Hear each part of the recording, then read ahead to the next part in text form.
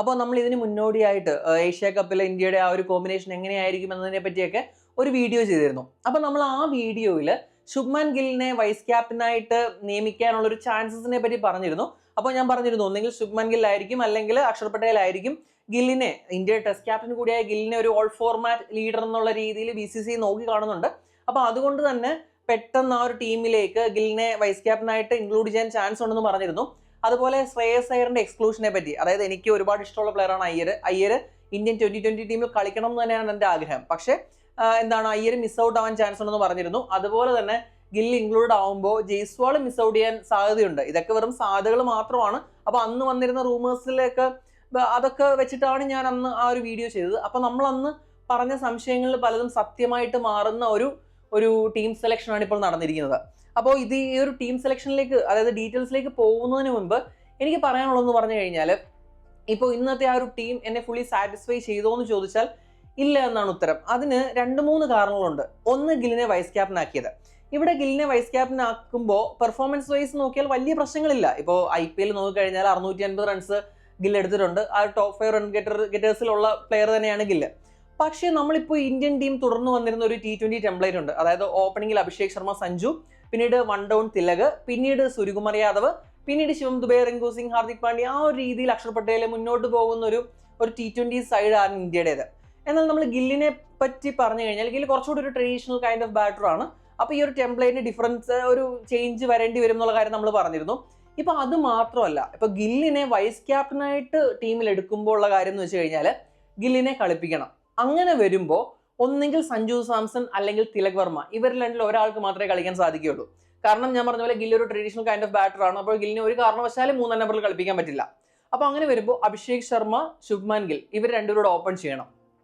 അപ്പോൾ നമ്പർ 3യിൽ ആര് വരും? ഇവിടെ തിലക് വർമ്മയാണ് നേരത്തെ നമ്പർ 3 ഇറങ്ങിക്കൊണ്ടിരുന്നത്. അവിടെ നമ്പർ 3യിൽ തിലകിനെ കൊണ്ടുവന്നു കഴിഞ്ഞാൽ സഞ്ജു സാംസൺ ടീമിൽ നിന്ന് ഔട്ടാവും. അങ്ങനെ വരുമ്പോൾ ജിതേഷ് ശർമ്മയെ കീപ്പറായിട്ട് ലോവർ ഓർഡറിൽ ആഡ് ചെയ്യേണ്ടി വരും.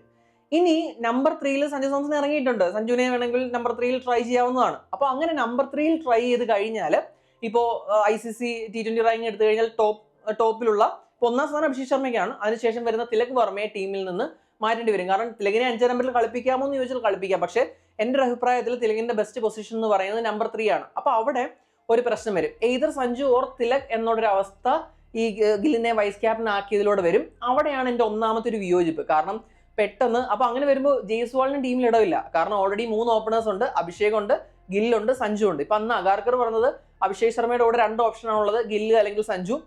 അപ്പൊ ഇവരിൽ ആരാണ് കളിക്കുന്നതെന്ന് പിന്നെ ദുബായിൽ എത്തിയിട്ട് ക്യാപ്റ്റനും കോച്ചും ചേർന്ന് തീരുമാനിക്കും എന്നൊക്കെയാണ് പറഞ്ഞത്. ഇവിടെ ഒരു കാര്യം എന്ന് വെച്ച് കഴിഞ്ഞാൽ അങ്ങനെ ഇപ്പോൾ ഗില്ലിന്റെ സ്പോട്ട് ഉറപ്പല്ല. ഗില്ലും സഞ്ജുവും തമ്മിൽ ആ ഒരു കോമ്പറ്റീഷൻ നിലനിൽക്കുന്നുണ്ടെങ്കിൽ ഒരു കാരണവശാലും ഗില്ലിനെ വൈസ് ക്യാപ്റ്റൻ ആക്കരുതായിരുന്നു. ഒരു പ്ലെയറിനെ വൈസ് ക്യാപ്റ്റൻ ആക്കിയിട്ട് ബെഞ്ചിലിരിക്കൂ എന്ന് പറയുന്നത് ശരിയല്ല. അപ്പോൾ എന്തായാലും ഗില്ലും അഭിഷേകും തന്നെ, അല്ലെങ്കിൽ ഇനി ഒരു അത്ഭുതം സംഭവിച്ചാൽ ഗില്ലും സഞ്ജുവും കൂടി ഓപ്പണിംഗ് ഇറങ്ങേണ്ടി വരും. അങ്ങനെ വരുമ്പോൾ വേൾഡ് നമ്പർ 1 T20 ബാറ്ററെ മാറ്റി നിർത്തേണ്ടി വരും.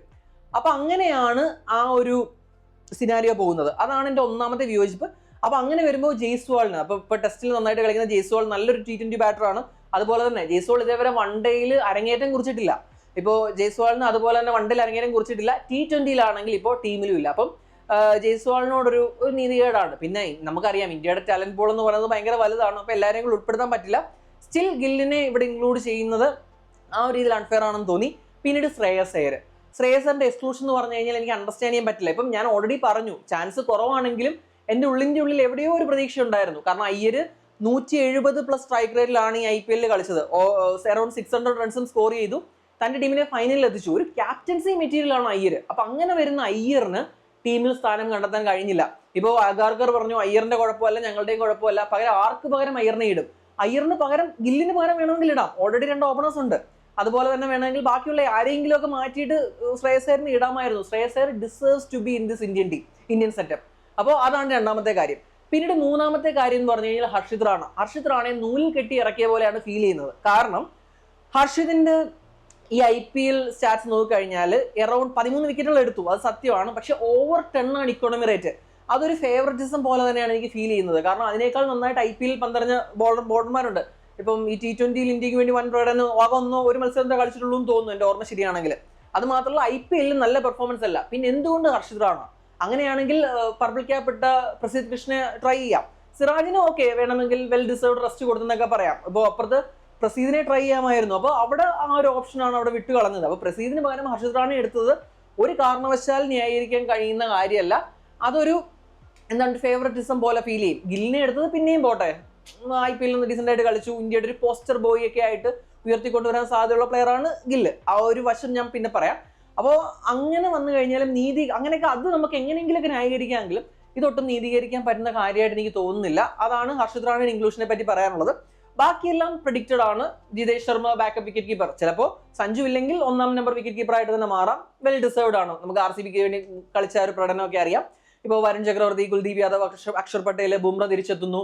അതുപോലെ തന്നെ ബാറ്റിംഗ് സെറ്റപ്പിൽ ബാക്കിയുള്ള കാര്യം സുന്ദർ മിസ് ഔട്ടായി, ബാക്കിയുള്ളതെല്ലാം പ്രെഡിക്റ്റബിൾ തന്നെയാണ്. അപ്പം അതിലൊന്നും വലിയ സർപ്രൈസ് ഒന്നുമില്ല. ഈ 3 കാര്യങ്ങൾ, ഒന്ന് ഗില്ലിന് ഇൻക്ലൂഷൻ, 2 അയ്യറിനെ മിസ് ഔട്ട് ചെയ്ത്, അതുപോലെ തന്നെ ഹർഷിത് റാണയുടെ ഇൻക്ലൂഷൻ, ഇതൊക്കെയാണ് എനിക്ക് കുറച്ച് യോജിക്കാൻ കഴിയാത്ത കാര്യം. അതിൽ തന്നെ ശ്രേയസ് അയ്യറിനെ വിട്ട് കളഞ്ഞതും ഹർഷിത് റാണ ഇൻക്ലൂഡ് ചെയ്തതുമാണ് ഏറ്റവും പൊറുക്കാനാവാത്ത ഒരു ഇതെന്ന് എനിക്ക് എൻ്റെ ഇതിൽ തോന്നിയത്. പിന്നീട് ഇപ്പോൾ ഗില്ലിൻ ഇൻക്ലൂഷനെ പറ്റി ഞാനൊരു പോസ്റ്റർ ബോയ് ഒരു കമന്റ് ഞാൻ പറഞ്ഞു. അതിന്റെ കാരണം എന്ന് വെച്ച് കഴിഞ്ഞാൽ ഇപ്പോൾ എക്കാലത്തും സെലിബ്രേറ്റ് ചെയ്യപ്പെടുന്ന പ്ലേയേഴ്സ് ഉള്ള ഒരു ടീമാണ് ഇന്ത്യൻ ടീം. ഒരു കാലത്ത് സച്ചിൻ ആയിരുന്നു ഇന്ത്യയുടെ എല്ലാമെങ്കിൽ പിന്നീട് വിരാട് കോഹ്ലിയായി മാറി. ഇപ്പോൾ വിരാട് കോഹ്ലിയും ഏറെക്കുറെ വിരമിച്ച മട്ടാണ്. അതായത് ഇനി 1 ഡേ ഇന്റർനാഷണലോട് മാത്രമേ നമ്മുടെ വിരാട് കോഹ്ലി ഉള്ളൂ.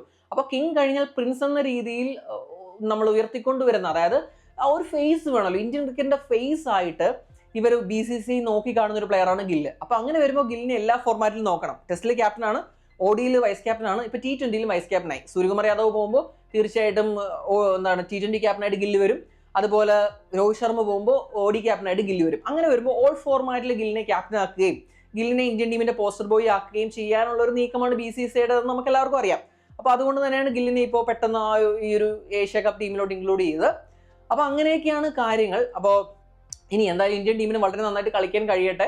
ഈ ഒരു ആ ഒരു ഡിസേർവ്ഡ് ആയിട്ടുള്ള പ്ലേസിൽ എൻ്റെ ഒരു ആഗ്രഹം എന്ന് പറഞ്ഞു കഴിഞ്ഞാൽ സഞ്ജു തീർച്ചയായിട്ടും കളിക്കണം എന്ന് തന്നെയാണ്. സഞ്ജു നല്ലതായിട്ട് പ്രകടനം നടത്തണം എന്ന് തന്നെയാണ്. പക്ഷേ മിസ് ഔട്ട് ചെയ്യാൻ വളരെ വലിയ ചാൻസ് ഉണ്ട്. അപ്പോൾ എന്തായാലും അതൊക്കെ നമുക്ക് കാത്തിരുന്ന് കാണണം. ഈ ഒരു സ്ക്വാഡിനെ പറ്റി നിങ്ങളുടെ ഒപ്പീനിയൻ തീർച്ചയായിട്ടും കമന്റ് ചെയ്യുക. അടുത്തൊരു വീഡിയോയുമായിട്ട് ഉടൻ തന്നെ കാണാം. Thanks for watching crick talks with Kiran.